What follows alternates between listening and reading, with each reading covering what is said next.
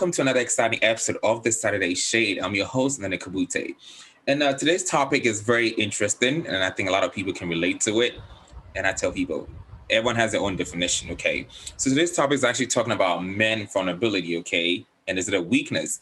And to talk about this, I have some awesome people here as well to help me with that. We have Charlie Dior on this podcast for the first time. We have Taylor and we have Raven. So welcome you guys to today's episode. I'm ready to get into it. But listeners and viewers at home, don't forget to join the conversation on Twitter, and Kabutey, Instagram Saturday Shade, and do not forget to hashtag Saturday Shade as well. So my awesome people, what do you think about this topic?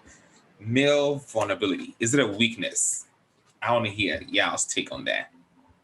I think that the first thing I think of when I think of male vulnerability is, are they themselves seeing it as a vulnerability, or is it somebody else putting it on them?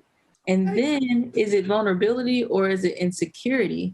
Because when I think of male vulnerability, and of course I'm not a male, so I can only think of the experiences I've had or seen with men, a lot of the stuff that I would call being vulnerable or them not being comfortable being vulnerable were actually like insecure moments. More so than vulnerability. Okay. Ooh, she just dropped that part. Yeah. I mean, I don't see it as a weakness, but I think also people assume like male vulnerability is just like being able to be emotional or talk about your feelings and all of that stuff, which, yeah, that is one aspect of it.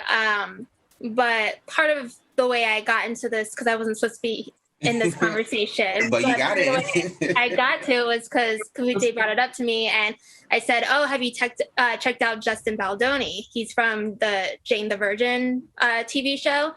And his whole thing is about, tearing down the male stereotypes of like what it means to be a man. And for him, he would talk about how, the way he is working on himself is doing things like not constantly interrupting people, especially like the women in his life. Like he was like, why is my wife getting mad at me? Oh, she's getting mad at me because I keep interrupting her. Like, let her speak, let her say things. And then just kind of, part of it is allowing himself to express his feelings and be emotional in the moment. But I think there's definitely a lot more than just the emotions part. And that's one thing that I've liked about following him. So I think it's also important for women to kind of be aware of it as well, especially if we have sons that we're going to be raising or are raising, or kind of what to expect out of our partners and how to support them in being more vulnerable, because it's definitely something that society-wise you have to break down. So it's just kind of interesting where I've kind of learned like it's not just about the emotions and opening up. There's a lot more to it. I also feel like for the sake of this conversation, we also have to break down what just being a man is, right? Like if we are saying somebody's a man, what does that mean?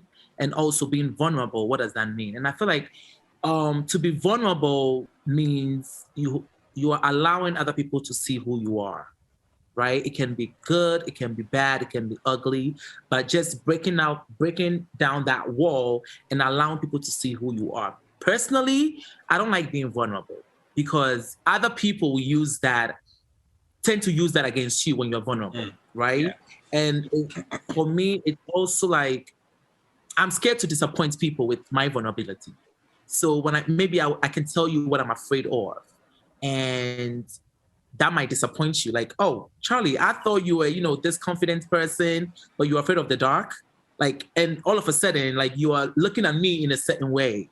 So, I mean, I feel like being vulnerable for me is a weakness because I don't want people to see that side of me at all. Maybe I'm doing that to protect myself, but that's how I feel. I like what everyone said, and I think for the most part, most people think when you're kind of like you're being open, just very sensitive, all this stuff, they think it's weak because I'm sure everyone has heard it before. Men do not cry. Mm-hmm. That's a goddamn lie. Okay, that's a lie. Men do cry.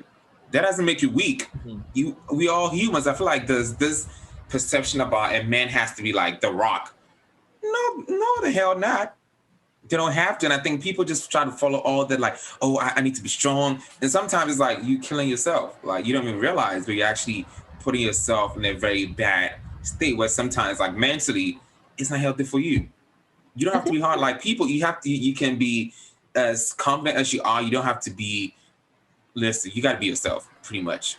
But I think the biggest thing about vulnerability, based on what you and Charlie are saying, right? And even when you're talking about it's not just emotions, is that people have to know themselves and be comfortable with themselves first. Yeah. So I know, for example, I'll see guys who might approach me like trying to flirt with me, or other women, right? Or maybe I want to talk to a guy and, you know, and things just don't go well. And one of the things might be, oh, you know, they have this like this barrier, like you're talking about, like this wall of protecting themselves. But then the reasoning behind it might be so stupid to me or so simple to me, but for them it's a big thing. Like like you said, being a rock. I know guys who don't even feel good about themselves unless they have money. Like, yeah, okay, so I didn't get paid this week, or I didn't get my haircut this week, so I'm just going to work for a few days. And I mean, I get the haircut. The haircut, you know, I'm like, hey, what's up? No, that's a simple fix. But a lot of times it's like just something as small as showing up in a space like, hey, you know, let's go to the park. And you're not trying to spend money, but it's still like, oh, I don't have money on me, or I don't have my wallet. And it's just like, that you see the way it tears down. So I think that I don't necessarily feel like men have an issue with being emotional. I think that men have an issue with being accountable for their emotions, or knowing like where they come from. Because I know tons of guys who can break down, who can cry, who can express themselves. But if you say, why are you upset? It's like, I'm mad, but why? And that's like something I feel like women maybe we've had practice with, or maybe we had to figure out on our own because no one was going to sit and ask us why. So we had to ask ourselves. But a lot of guys... But let's dig deeper though. So why is that? Why is it that men are not allowed to express those emotions? Most of the time, we're not being taught that way.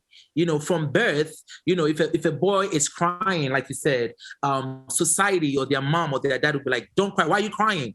You know, wipe those tears. You know, a man is not supposed to cry. We are being taught as a man to be strong, to not show emotions, because emotions equals weakness, you know? So it goes deeper than that. You know, if a man is not showing all those emotions, it's just because they don't know how. They were not taught that way. I would say in my family, actually. Is the how. I'm sorry? Also, and I was going to say, that's the biggest issue I see, is more like the how. It's not whether they do or not. It's like, how do I communicate that I'm upset without ghosting? Which is women do too. How do I communicate I'm upset without, you know, throwing a little tantrum? Like, I know some people who they'll be like, I'm fine. I'm not mad. And I'm like, but I'm the fine. actions are showing you are mad. Like, what are you doing? Okay, you know? I'll leave you alone. Yeah, and you know, I think sometimes it depends on where your upbringing, because I grew up in the home where, you know, I mean, we're taught how to like show emotions and all this stuff. So honestly, for me, it's different. You know, I can cry and all this stuff. I'm good to go.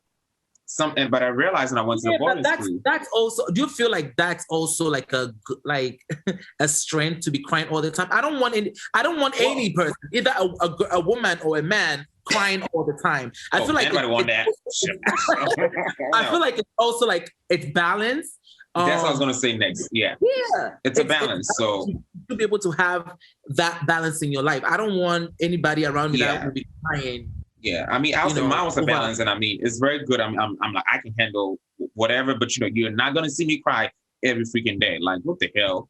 I'll be damned. My eyeballs are probably gonna pop out. Like, sometimes you just need a good cry. That's really what it is. Like, because I remember one time it was over something silly, but it was just you need a good cry, some Kleenex, like cry all day. Like, really?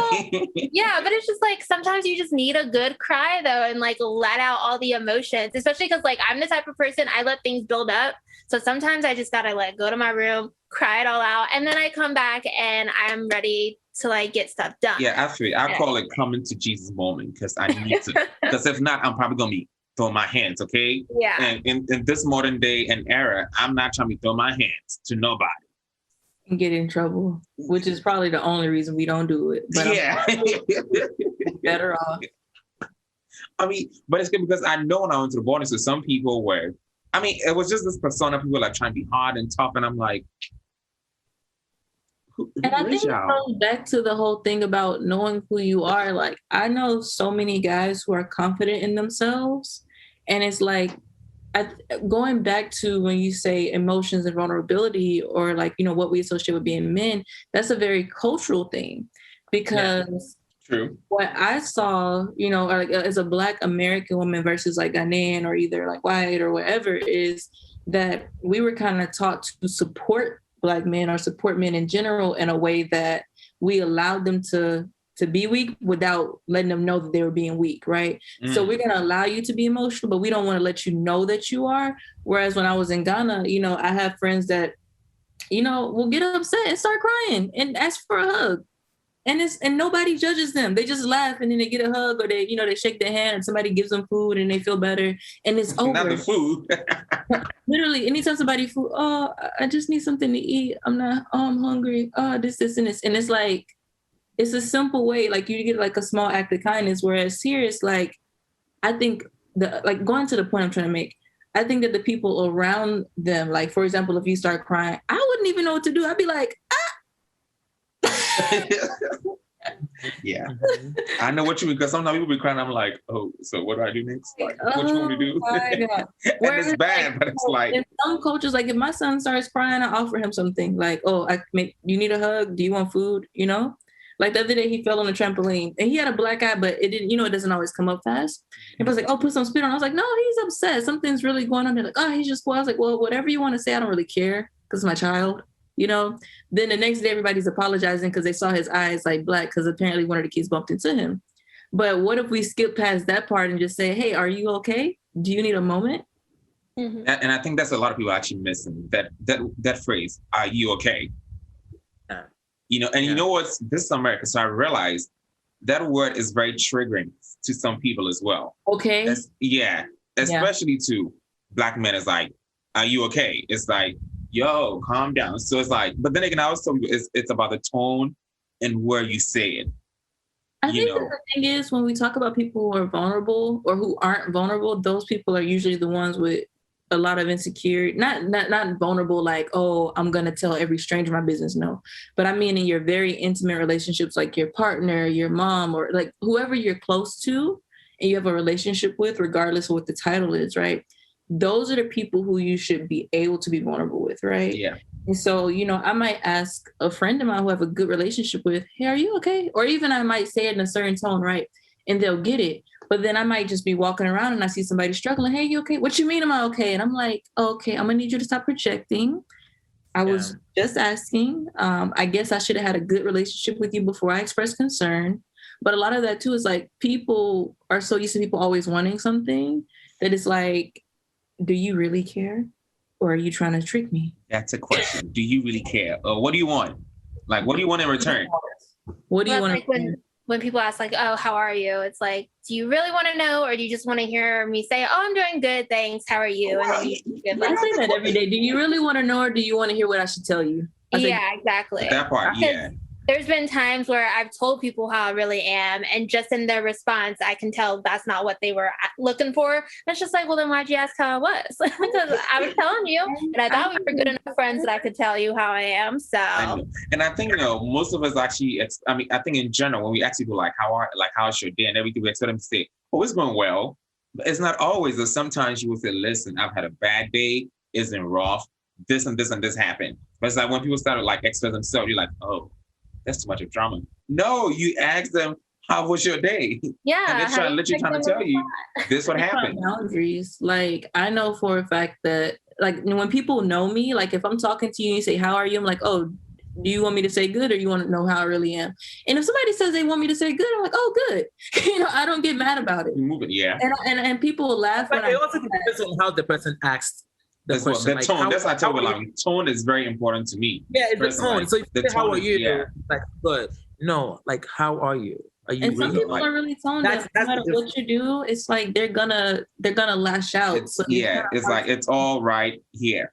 Yeah, I also wanted to say that when it comes to being vulnerable, there is an advantage and of course a disadvantage of it. I remember I took a trip with a friend. Shout out to Ola, and we took we've been friends for like 10 years, and up to that trip, that friendship has always been like surface. Like, you know, what you're wearing, it has never been that deep. And I remember on the trip, I was very like, those walls came down. I was very real to her, very vulnerable to her. And it has made our friendship really strong since then, you know? So I think if people get into themselves and, you know, share a little bit of themselves to the people around them, it makes the friendship really, really strong, you know? And some of the disadvantages, like right now, I'm scared that if I get into like a fight with Ola, maybe she might throw it back at me, you know? So I don't know. It's really weird. It is, and I get it. And I've said this before, I think sometimes you don't really know how you're going to react until you are in that moment. We can say, oh, we want to say. She does that. Yeah, because I've seen people do that on Love and Hip Hop and all those Real Housewives shows. Okay. Like, you know, you tell them things in confidence and then they you know, they throw it back at you on Mad Day. So okay, let me see. I hope none of the producers or whatever of these shows watch me or see this, but I'm going to say. So this what usually happens on those kind of things. Like, let me lean in. Like, so for example, let's say Charlie and Raven used to be friends, like back in the day, you know, blah, blah, blah. They're not friends anymore, okay? And Charlie ends up being on Love and Hip Hop. You know, Raven is not on the show. Cool, whatever. We need a storyline to build upon. We need something to talk about. So for some reason, maybe whoever is, I'm not going to say the title because I've actually read the title several times and I still do. So whoever is working as the title position or whatever, right, will figure out, oh, Charlie and Raven are not friends. It has nothing to do with the show, but the show is about reality, right? So we will reach out to you, Raven, and be like, hey, we want to have you on this episode. You know, you're going to like confront like Charlie. You guys have issues, you know. Bring out the dirt. Yeah, so Charlie has no idea. All he knows is he's actually filming, let's say today at 5:00, maybe in a restaurant. That's all he knows. He doesn't know anything else. Just pop up on you. So what's going to happen is as soon as Charlie sets off from his house, and you also set off, right? Usually they'll have you probably sit in the restaurant first, waiting for Charlie. So they'll film you, leaving your house, blah, blah, blah, get to a restaurant, and they'll do the same for Charlie. But because Charlie is the actual one on the show, all the cameras and everything will stay on him for the longest time before he gets there.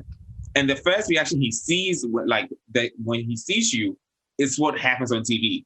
So usually those are not scripted. It's like, because you know you have an issue with this person for so long and see this person in front of you, then you're like, what the hell? You're going to do this on camera? It's like your reaction. So that's how those storylines are being built. I know we'll talk about like it's scripted and stuff, whatever. But honestly, that's how we get those reactions because it comes out naturally, you know. And it's like you probably be upset, you want to like fight, and sometimes they do cuss the producers and stuff out, you know. But guess what? We cut that part out, so you're not gonna see the part where they're actually cussing out the producers and all that stuff. So that is how you know it happens, and it's hard. But I'm not gonna go too deep into that anyway. So, but I think what you're talking about now, though, and going, go ahead. Oh, no, it's okay. You finish. I'll go next. It's just like because I've been dealing with someone personally who has this issue, which is why I want to be on the show. Because like maybe I can learn something. The floor is yours. Let me step back and enjoy. Like going back to it, right? Like, so if you and Ola are really friends, right? Oh, you remember her name. And you are in love with yourself and you own it, and then she's an actual friend, not someone who you should be concerned about, she would not go that low, you know? And I think that's the biggest thing people don't realize. I've seen people go low. Yeah, but the people who go low, like one thing I firmly believe. I've done it before. What I firmly believe is unless you do something just god awful to this person, if they're really like are, let's say, a mature person and respectful, no matter how petty they are, there are certain things they won't talk about.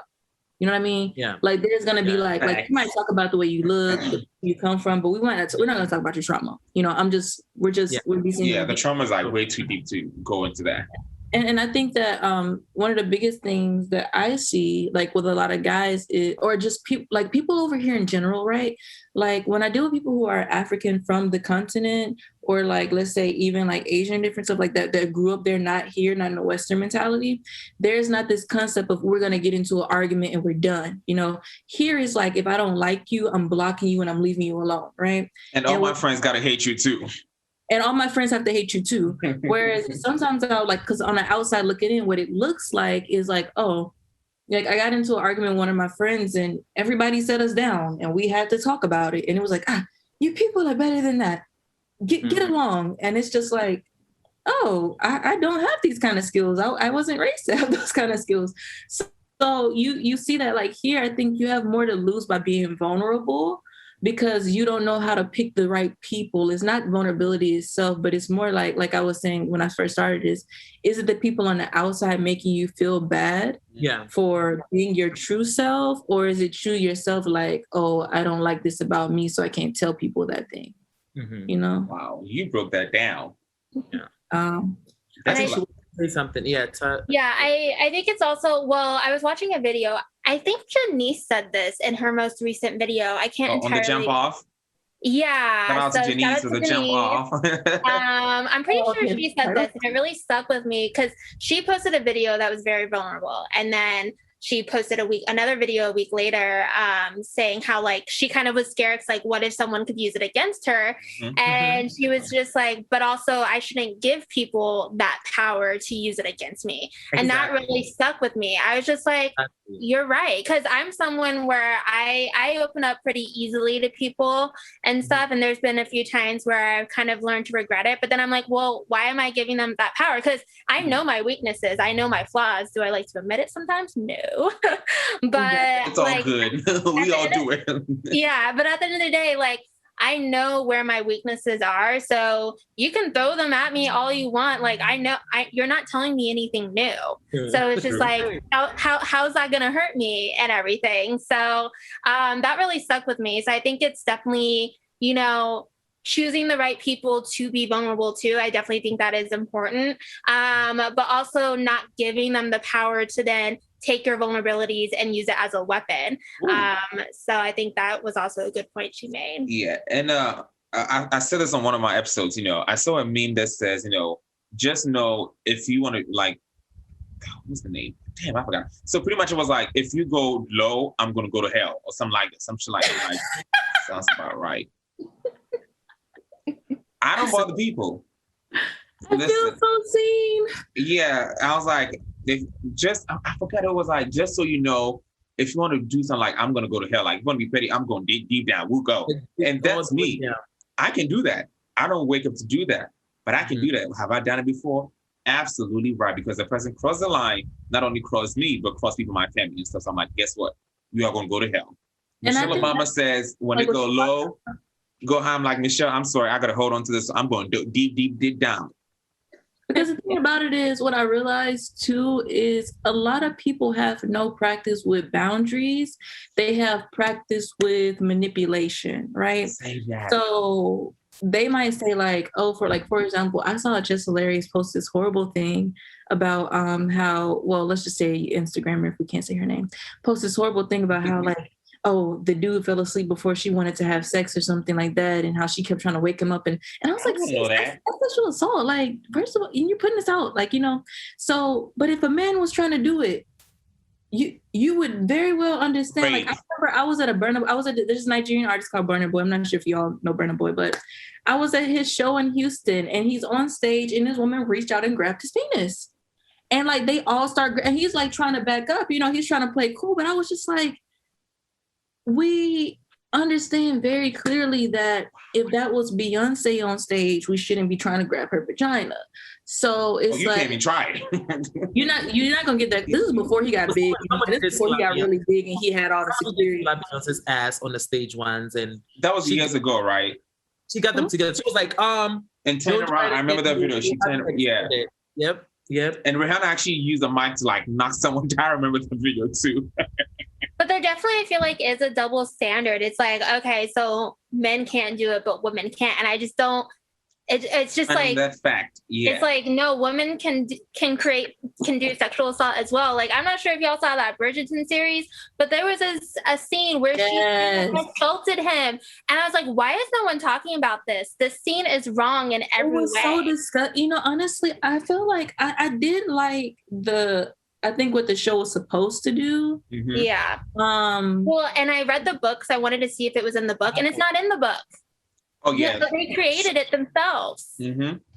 And it's just like, I'm trying not to get disgusted by that. But going back to it, right? It's like people have if you don't have boundaries consistently, that's manipulation. When you have boundaries, that means you have respect for other people's boundaries and you practice consent, or that's a relationship. So like I have a friend that she'll call me, but I say, hey, how are you? She's like, well, are you in the mood to listen? I'm like, oh, actually, I'm not having the best day.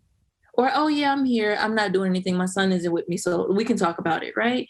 And it's like just that simple space. Like, and I have a guy friend. I had a really horrible situation this morning with family, and like I have a friend that's in Dallas. He's Ghanaian, and so he picks up the phone and it's like, he goes, hey, how are you? And I know that, oh, I have the relationship with you where if you ask me, if he says he's having a bad day about work, and another thing is like, the whole trauma Olympics. I think one of the reasons why we don't let the trauma Olympics, like it's like repeating itself every 4 years or something. Every 4 years, and the fact that it's a competition. Like a lot of times, I'll see guys, like let's say, or even just like whatever your intersection are, whether you're a woman, whether you're male, whether you're a certain color, whether you're from a certain background. It's like we want to compare people's problems. Like, oh, you're upset because your iPhone screen broke, but somebody somewhere is starving. Well, the iPhone screen broke. I'm pretty upset about that. That's a valid, like, you can be upset about that. Yeah. You know, if you call me and like somebody stole my phone and your phone broke and you're mad that your phone broke, I'm not gonna be like, well, my phone got stolen, so why are you mad? I'll be like, oh, damn, that sucks. Like, and I gotta replace my phone too. What's going on today? Yeah, that's something I definitely have to tell people a lot whenever, because like I will say I am someone that I naturally, when people are like opening up to me, I kind of naturally think of a situation where I feel similar, and I'm like, oh yeah, like I've kind of felt similar. To relate and let them know they're not alone. And oftentimes they will be like, well, it's not as bad as like mine, and I'm just like, whoa, I'm not trying to relate to you. Yeah, I'm just trying to relate with you, you know. And I was like, I've had to tell friends who come to me to open up, I'm like, okay, this isn't a competition. This is me just trying to relate with you. If you don't want me to relate and just listen, just let me know. Like, oh, I just need you to listen. I don't need you to say just anything. Let me know. Yeah. I feel like a lot of people lack emotional like intelligence and like being aware of their emotions and like just being aware in general and stuff. So I feel like that is also like a key factor and stuff. So kind of like to wrap this up, the funny that I'm actually happy you actually brought up Bridgerton, because for those who've actually seen it, the Duke of Hastings, you know, he had this persona where he wasn't showing any emotional anything. He was just, I hate to use the word, he came up like it was a fuckboy. That's what he looked like. Yeah. You know, he didn't want to open up. He was just kind of like closed off. And I'm like, dude, do you need a whooping or some shit like that? It's just like so many issues could have been solved if he had just said it from the beginning. But I think the important thing about you bringing that up, though, when it comes to like boundaries or vulnerability and stuff, is that you have to be willing to like accept yourself and know who you are. And then also like be honest about why you're doing certain things. Like some people just do stuff on repeat, like every single day. They just message girls and they just want to have sex and just want to do this and they want to do that. And then they get tired of this shit. They don't, because they're not. You have to sit down and get tired. You have to physically sit down. You know, when you're running, you're like, whoa, do you sit down and you're like, oh, it all hits you? They don't sit down. So a lot of people have to have something literally hit them, like a truck hit them before they're like, oh, man, like the girl in the series. Like, I'm pretty sure he didn't like her immediately, but it was more like, how does this benefit me? And then he had a moment where he's like, oh, I have feelings. My dude, I haven't watched Bridgerton, so I don't. No, that's fine. Listen, that's not like, you know, we're not going too deep, but you know, it's just kind of like. But I feel like moving forward, though, when it comes to male vulnerability, we all play a part in it as a society, right? Because for a long time, it wasn't socially acceptable for men to show their emotions. Is this still acceptable? Is it even acceptable now? Like she was saying, in certain cultures, maybe. Yeah. And so we all play a part in it. We have to start normalizing it. You know, if you have a son who naturally gravitates towards pink, or gravitates towards playing with a doll, or gravitates towards simply just showing emotions, you just have to let that person, you know, do it. You know, so we all play a part.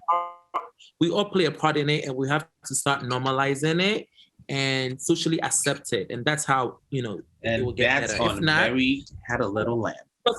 Period. Because a lot of men that I know don't like to be vulnerable, once again, because they want to protect their image. You know, like they don't want to be seen as gay, because they are showing emotions, or they are wearing certain clothes, and wearing certain clothes with fashion also is a way of expressing yourself.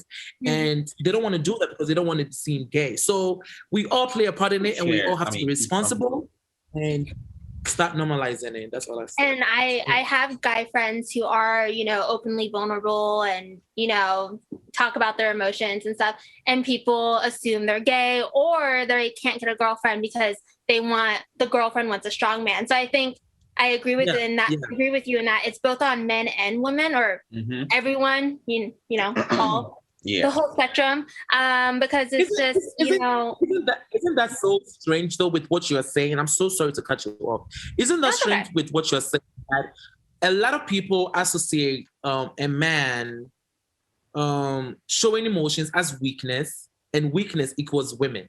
Isn't that strange? That's a very Western concept, because even when you're talking, you didn't understand what I said. I don't think he got it. Did you understand what I just said? No, I did. Yeah.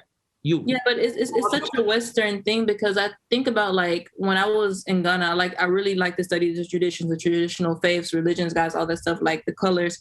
And blue is associated with women. Blue is for femininity. Blue is for mothers, like the river, right?